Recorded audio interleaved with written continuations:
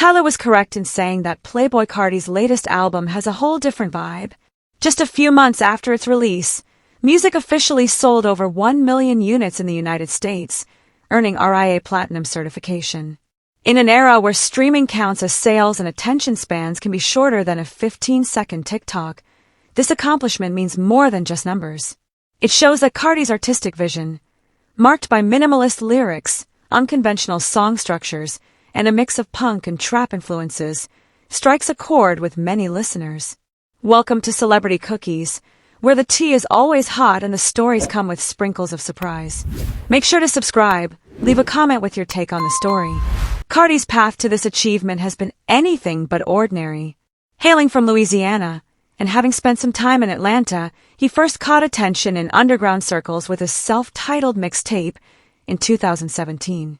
This project showcased a fresh style, featuring mumbled ad-libs over simple beats, focusing on mood and texture rather than complex narratives. Despite doubts about his staying power, his 2018 album Die Lit cemented his status, reaching the Billboard Top 10, thanks to the hit Shoulda and the emerging punk and trap trend. However, Carti never sought to fit into mainstream radio. He flourished in the underground scene, attracting subcultures such as SoundCloud users, streetwear enthusiasts, and night owls. Then came Whole Lotta Red in 2020, which polarized critics and fans alike. It debuted at #1 on the Billboard 200 and was an intense, chaotic exploration of emotions. Some listeners found it hard to enjoy, while others celebrated its avant-garde approach.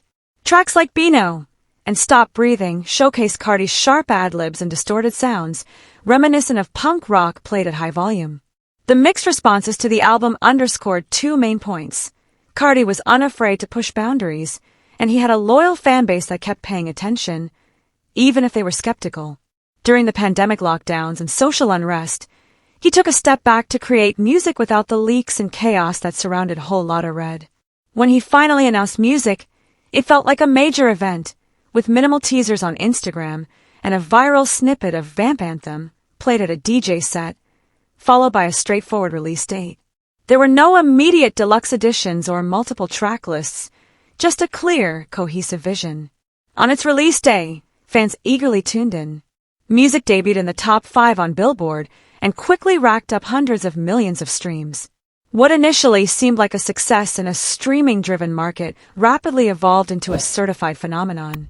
Over the year, music generated sales from vinyl, CDs, and digital downloads, along with on-demand audio streams that converted into album units. By early summer, the RIAA confirmed it had sold over 1 million units, achieving platinum status. For a rapper known for his elusiveness, this level of mainstream recognition was surprising. The success of this achievement isn't just based on nostalgia for early Carti or the thrill of internet culture. It highlights music's power to unite people. Music is meant for shared experiences. From the heavy bass drop in Never, Freestyle, to the distorted chants in Blow, these tracks have become staples in clubs, skate parks, and stadiums. TikTok has played a role too, with viral dances and fan-made visuals introducing snippets to new listeners. However, unlike the short 15-second clips that dominate social media, music flourished on loops that encouraged repeated listening, not by merely cutting hooks, but by offering engaging grooves that invite deeper exploration. Critics eventually took notice. Rolling Stone praised music as Carti's most cohesive project to date, noting that its 30-minute runtime across 12 tracks is free of filler. Pitchfork lauded the album's production, primarily by Carti's collaborators like F1LTHY and BNYX, for merging dissonant synths with rapid hi-hats, calling it a masterclass in modern trap minimalism. Even established publications like the New York Times analyze Carti's influence, examining how his style embodies punk's rebellious spirit within hip-hop. Additionally, the story of music reflects Carti's development as an artist. His 2023 Vampiro tour sold out venues across North America, Europe, and Asia. Videos of fans singing along to Rockstar Made and Place together illustrate how a song can create a communal experience. In interviews, Carti mentioned performing tracks from Music Live before the album was released, using audience feedback to refine the arrangements. These early performances led to viral moments, clips of mosh pits under neon lights, fans colliding, and entire crowds moving in unison to that iconic, powerful bass.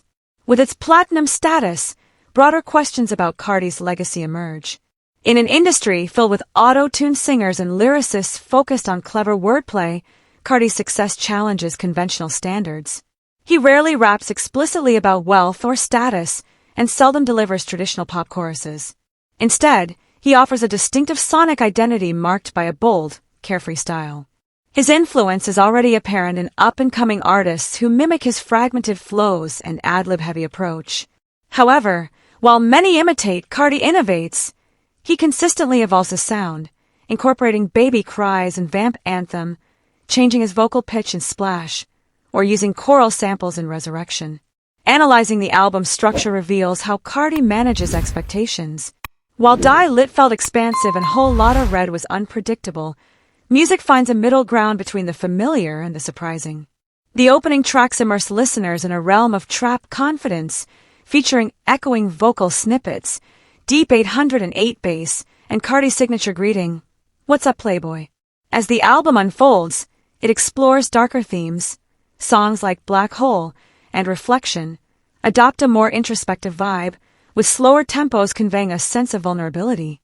The concluding tracks then ramp up the energy, reminding listeners that the album's greatest strength lies in its captivating yet raw nature. In the studio, Carti's creative process is as distinctive as his music. He typically records vocals in one take, layering different melodies, and lets producers mold the sound. He doesn't write lyrics down. Most of his verses emerge from freestyle sessions where he experiments with the microphone until he discovers something that resonates. This spontaneity imbues music with a sense of urgency, making it feel as though the booth's energy is directly mirrored in the final product, without excessive editing or chasing trends. Achieving 1 million units sold is a notable accomplishment for any artist, particularly for someone as unconventional as Carti. In the streaming age, the RIA's metrics allow albums to accumulate sales through streams, with 1,500 streams counting as one album sale. However, music also sold tens of thousands of physical copies, vinyl and CDs, indicating that Carti's fans crave tangible products. Collectors eagerly sought the limited edition, Vamp Green vinyl, which featured a gatefold sleeve with exclusive artwork. The sellouts increased secondary market prices, enhancing the album's appeal. Industry experts point out that Carti's success reflects a broader trend, the resurgence of vinyl among younger audiences.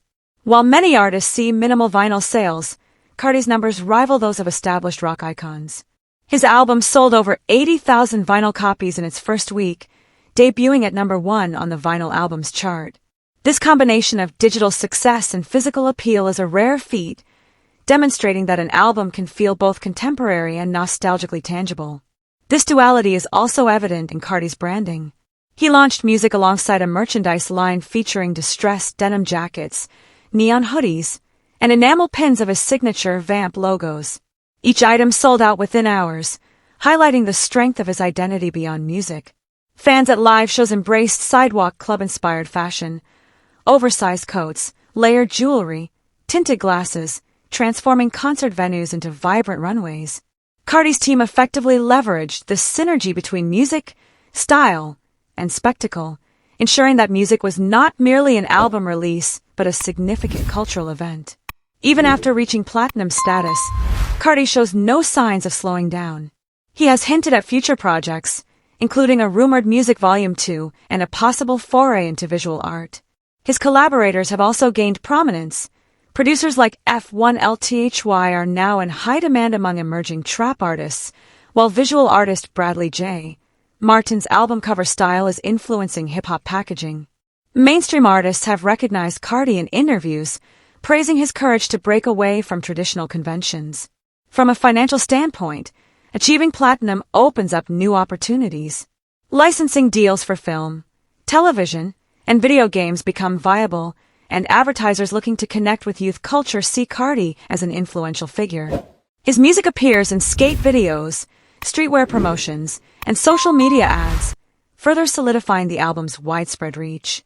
By the end of the certification process, music will have generated revenue far beyond its initial sales, boosting Carti's brand value as he prepares for his next creative projects. However, the impact extends beyond financial gain. In less than a decade, Carti has reshaped the hip-hop landscape. He has inspired a generation to prioritize vibe over lyrical complexity, using his voice as an instrument and creating immersive experiences through ad-libs and beats rather than traditional songwriting. His rise from underground star to platinum artist reflects a shift in the industry's gatekeepers. By connecting directly with fans and trusting his artistic vision, he has broken down barriers. As the RIA certification is announced, Carti's achievement will be recognized within the industry. For his fans, those who pre-saved the album, lined up for vinyl releases, and passionately sang along during live streams, it represents something more profound. It shows that an artist can stay true to themselves, resist the urge for overexposure, and still reach a broad audience. This is a rare feat in any era, especially in today's fragmented media landscape. So, what lies ahead for Carti? The possibilities are limitless. He might explore deeper punk influences, collaborate with rock artists, or experiment with new musical genres like hyperpop. He could even pursue film or fashion full-time. Whatever path he chooses, the platinum certification for music cements his status as not just an underground innovator, but a significant force in the mainstream. Ultimately, Playboi Carti's rise to platinum status is more than just a career milestone. It sends a cultural message. It tells artists, labels, and fans that the rules can be rewritten. You don't need traditional songwriting or radio-friendly hooks to ignite a movement. What you need is authenticity, a distinct vision, and the courage to express it without filters. Carti has achieved this, and music stands as proof. His milestone of selling 1 million units signifies the end of one phase and the start of another. As the world looks forward to Carti's future moves, one thing is certain. He will keep us amazed, leave us in suspense, and reshape the concept of making music in the 21st century. I'd love to hear your thoughts on this situation, so please share your opinions in the comments. Also, don't forget to like, subscribe, and turn on notifications to stay updated on the story.